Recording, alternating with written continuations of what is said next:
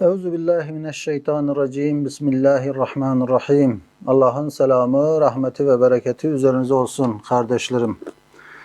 İnsanı tanımaya devam ediyoruz. 23. söz ile insanın özellikle iki yönünü böyle çok güzel tefsir etmiş Üstad Hazretleri. 23. sözün ikinci mebhasının 3. nüktesiyle inşallah devam ediyoruz. İnsanı iki yönüyle tanımaya. Bismillahirrahmanirrahim. İnsan fiil ve amel cihetinde ve sa'i maddi itibariyle zayıf bir hayvandır, aciz bir mahluktur. Fiil ve amel cihetinde zayıf bir mahluktur. Aciz bir hayvan hükmündedir.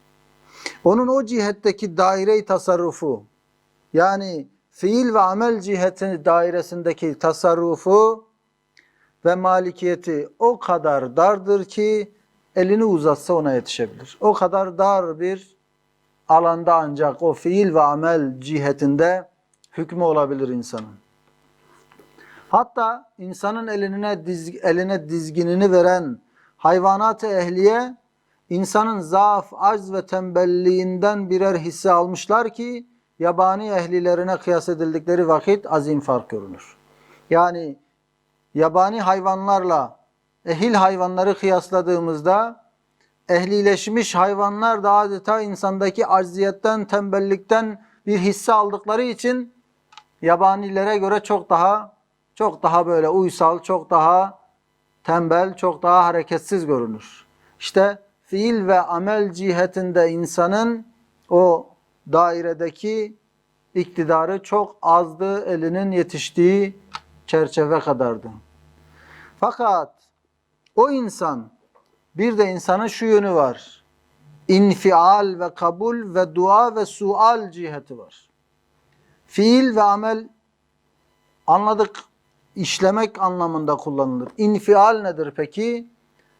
Bir de infial ise üzerinde fiil işlenmesi. Fiili kendi işler ama kendi üzerinde işlendiği zaman infial olur.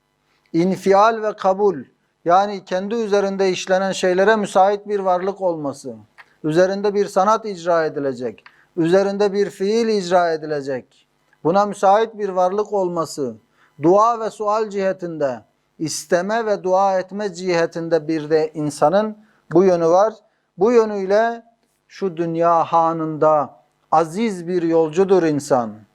Ve öyle bir kerime, öyle cömert birine misafir olmuş ki nihayetsiz rahmet hazinelerini ona açmış. Evet, insan fiil ve amel cihetinde çok zayıf olduğu halde görmüyor muyuz? Koca kainat adeta kendisinin hizmetine sunulmuş. Görmüyor muyuz? Bitkiler, hayvanlar insanın emrine verilmiş. Her şey insan için çalışıyor. İşte bu yön insanın o infial yönüdür. Üzerinde fiillerin, üzerinde bir sanatın icra edilmesi ve dua ve isteme yönüyle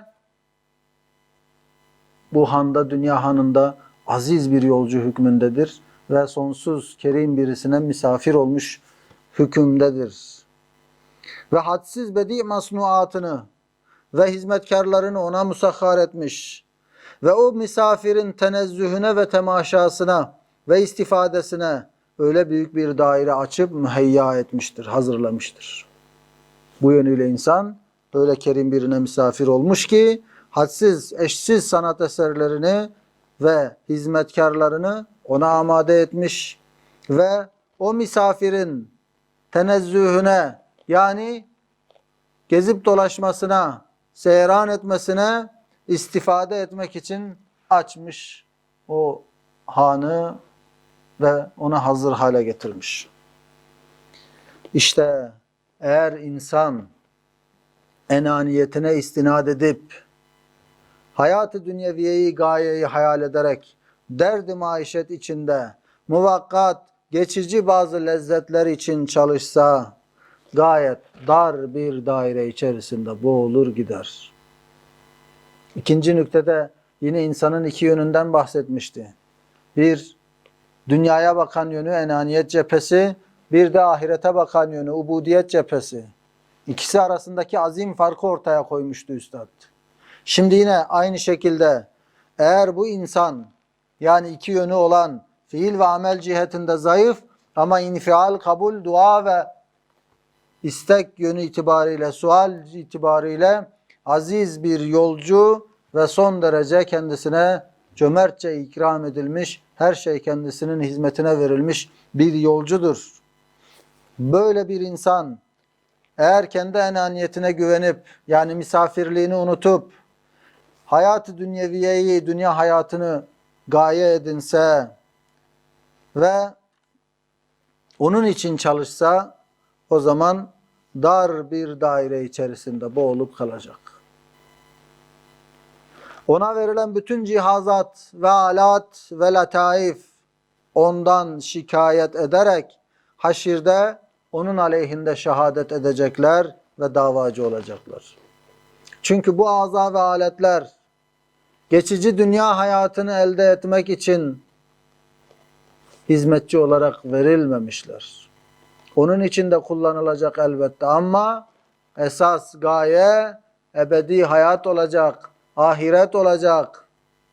Verilen cihazlar, verilen aletler, verilen aza ve organlar gerçek gayelerine kullanılırsa, ki gerçek gayeleri var, her birinin kendisine mahsus bir ibadeti var. Ahireti, cenneti kazandıracak ama dünyaya meylettiği zaman cehennemi sebep verecek. Ve böyle olduğu zaman işte bütün o verilen aza ve aletler, o cihazlar, o latifeler ahirette yakamıza yapışacaklar, davacı olacaklar, şikayetçi olacaklar. Çünkü bütün cihazlar birer emanet. Emanetler layıkıyla kullanılmalı. Emanetler layık olmadığı yerde kullanılıp kıymetsizleştirilirse emanet sahibi elbette hesabını soracak. Dolayısıyla insan da şu aza ve aletlerin emanetçisi hükmündedir. Onları layık olduğu yerde kullanmak zorundadır. Eğer insan kendisini misafir bilse, misafir olduğu Zat-ı Kerim'in izni dairesinde sermaye-i ömrünü sarf etse, öyle geniş bir dairede uzun bir ebedi hayat için çalışır ve teneffüs edip istirahat eder. Sonra âlâ-i illiğine kadar çıkabilir. Hem de bu insana verilen bütün cihazat ve alat ondan memnun olarak ahirette lehine şehadet ederler. Şahitlik ederiz ya Rab, bu el harama uzanmadı. Şahitlik ederim ya Rab, bu göz senin sanatını izledi. Şahitlik ederim ya Rab, bu akıl senin yarattıkların üzerine tefekkür etti diye bütün o aza ve aletler, maddi ve manevi cihazlar lehimize şehadet edecekler. Evet, insana verilen bütün cihazat acibe, o acayip cihazlar, bu ehemmiyetsiz dünya hayatı için değil, belki pek ehemmiyetli hayat-ı bakiye için verilmişler. Çünkü nasıl ki düşünün, anne karnındaki bir çocuğa da el verilmiş, ayak verilmiş, göz verilmiş, kulak verilmiş. Ama o çocuğun dile geldiğini düşünelim. Bu eli niye kullanmıyorsun, ayağını kullansana denildiği zaman ne diyecek, ne cevap verecek? Bu el, bu ayak bana burası için verilmemiş. Bu dar dünya için verilmemiş. Beni bekleyen geniş bir dünya var, orası için verilmiş diyecek, değil mi? İşte aynı şekilde ahirete nispeten şu dünya anne karnı gibidir, dardır. Verilen cihazlar bu dünya için verilmemişler. Ahireti kazandırmak için verilmişler. Dolayısıyla onları sadece bu dünyaya yöneltmek, gerçek vazifelerini ihmal etmek demektir. Evet, insana verilen o acayip cihazlar bu dünya hayatı için değil, ehemmiyetli, pek ehemmiyetli baki hayat için verilmişler. Çünkü insanı hayvana nispet etsek görüyoruz ki, insan cihazat ve alet itibariyle, sahip olduğu cihazlar ve aletler itibariyle çok zengindir. 100 derece hayvandan daha ziyadedir. Hayat-ı dünyeviye lezzetinde ise, hayvani yaşayışında ise 100 derece daha aşağıdır. Sahip olduğu cihazlar ve aletler bakımından hayvandan 100 derece daha yüksek ama lezzet alma noktasında, dünyadan lezzet alma noktasında 100 derece daha aşağıda. Neden? Yani insan hayvan kadar lezzet alamıyor mu? Alamıyor. Sebebi açık. Çünkü her gördüğü lezzetinde binler elem izi var. Gördüğü lezzette dahi elemin izleri var. Ne izi?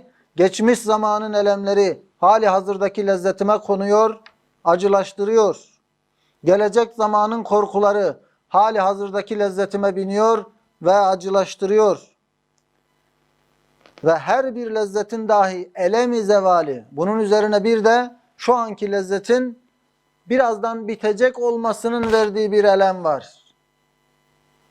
Onun zevkini bozuyor işte. Hayvan öyle midir? Hayvan ne geçmişin elemlerini düşünür, ne geleceğin korkularını, ne de şu anda hali hazırdaki lezzetin birazdan biteceğini düşünür. Hayvan o andaki lezzetinden tam anlamıyla istifade eder. Ama insan böyle değildir. İnsandaki akıl buna müsaade etmez. O yüzden dünyadan lezzet alma noktasında hayvandan 100 derece daha aşağıdır. Ama donanım itibariyle 100 kat daha fazla, daha zengindir. Evet, hayvan öyle mi? Değil. Hayvan elemsiz bir lezzet alır, kedersiz bir zevk eder. Ne geçmiş zamanın elemleri onu incitir, ne gelecek zamanın korkusu onu ürkütür. Rahatla yaşar, halkına şükreder. Demek ki ahsen-i takvim suretinde yaratılan insan, dünya hayatına hasrı fikretse, yani fikrini sadece dünya hayatına yönelse, 100 derece sermayece hayvandan yüksek olduğu halde 100 derece serçe kuşu gibi bir hayvandan dahi daha aşağıya düşer. Evet. Şimdi bir temsil veriyor üstad. Bir adam bir hizmetkarına 10 altın verip özel bir kumaştan kendisine bir elbise yapmasını emrediyor. İkincisine de 1000 altın veriyor ve bir mektup içerisine, bir kağıt zarf içerisine bir şeyler yazıp o hizmetkarın cebine koyuyor ve pazara gönderiyor. Evvelki hizmetkar, ilk hizmetkar, yani kendisine 10 altın verilen ve özel bir kumaştan elbise diktirilmesi istenen hizmetkar gidiyor çarşıda özel bir terzide 10 altınını verip has kumaştan elbisesini yaptırıyor. İkinci hizmetkar divanelik edip o çarşıda birinci hizmetkarla karşılaşıyor. Üzerindeki kumaşı, elbiseyi beğeniyor.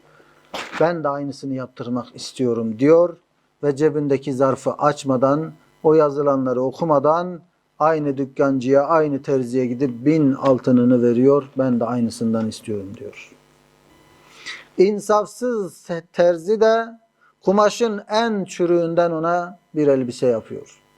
Madem 10 altına yapılmış kumaşı 1000 altın vererek istiyor, demek ki bu aklını kullanan birisi değil. O zaman o 1000 altınını da alıyor ve ona daha adi bir kumaştan elbise yaptırıyor. Ve o bedbaht hizmetkar seyidinin huzuruna geliyor. Elbette şiddetli bir tehdit, bir azar işitecek değil mi? Ve dehşetli bir azaba müstehak olacak. Çünkü en edna, en küçük bir şuuru olan anlar ki ikinci hizmetkara verilen 1000 altın bir kat elbise almak için değildir. Belki mühim bir ticaret içindir. Aynen onun gibi de dostlar. Temsildeki birinci hizmetkar dünyaya gönderilen hayvanlardır. İkinci hizmetkar insanı temsil eder. Hayvanlara 10 altın verilmiş. Yani 10 istidat, 10 kabiliyet verilmiş, dünyaya gönderilmiş ve onlar şu dünya hayatı içerisinde kendilerine yaraşır bir hayat libası giymişler. Yani bir hayat yaşıyorlar ve zevk alıyorlar. Ama insana ise 1000 istidat verilmiş, bin kabiliyet verilmiş ve dünya çarşısına gönderilirken yapacağı o mühim ticaret için bir kılavuz, bir mektup gönderilmiş, Kur'an gönderilmiş, peygamberler gönderilmiş kendisi için. Ve o insan o mesaja bakmadan sadece o hayvani yaşayışı arzulayıp ben de bu hayvan gibi lezzet almak istiyorum derse şu dünya terzisi o insana haddini bildirecek ve hayvanın kumaşını da değil, daha adi bir kumaştan, yani daha lezzetsiz bir hayatı giydirecek ona. Hayvan kadar lezzet alamaz dedik ya, işte hayvan kadar lezzet almadan o hayvani yaşayışı arzuladığı için ona öyle lezzeti hafif, lezzeti hayvana nispeten daha aşağıda bir hayat elbisesi biçilecek.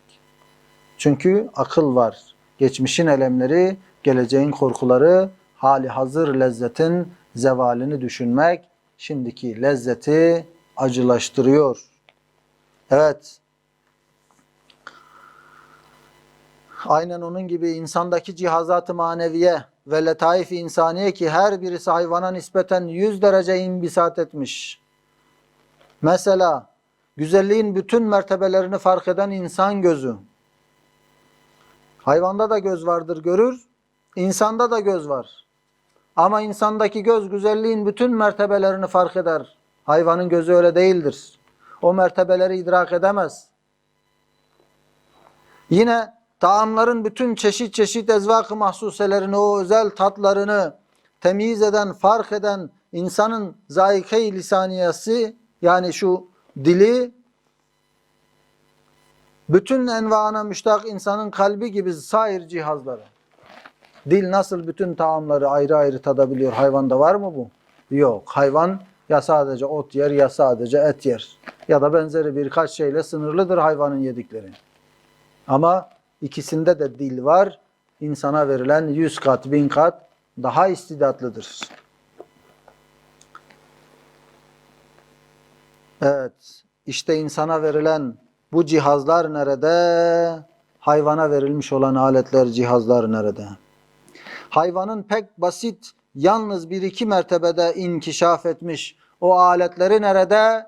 İnsana verilmiş ama 100 kat, 1000 kat inkişaf etmiş o aletleri nerede? İnsanın cihazat cihetiyle zenginliği şu sırdandır ki, akıl ve fikir sebebiyle insanın hisseleri, hasseleri, duyguları fazla inkişaf ve imbisat peyda etmiştir. Akıl ve fikir sebebiyle gelişmiş. Yani hayvana da aynı uzuv verilmiş ama akıl ve fikir verilmediği için hayvanınki dar bir alanda kalmış. Evet. Ama insanınki akıl ve fikir sebebiyle gelişmiş, imbisat etmiş. Ve ihtiyacatın kesreti sebebiyle. Ve yine insan sonsuz bir fakr içerisinde yaratılmış dedik ya. İşte ihtiyacı çok fazla olduğu için ve çeşit çeşit ihtiyaçları olduğu için o hisleri de ona göre gelişmiş. O duyguları da ona göre gelişmiş. İhtiyaç ne kadar fazlaysa elbette azâ ve organlar da o ihtiyaçlar nispetinde gelişim gösterecek. Ve hassasiyeti de çeşitlenecek. Ve fıtratın camiyeti sebebiyle insan fıtratı kapsayıcıdır. Kainatı içine alabilecek kadar her şeyle alakadar bir fıtratı var.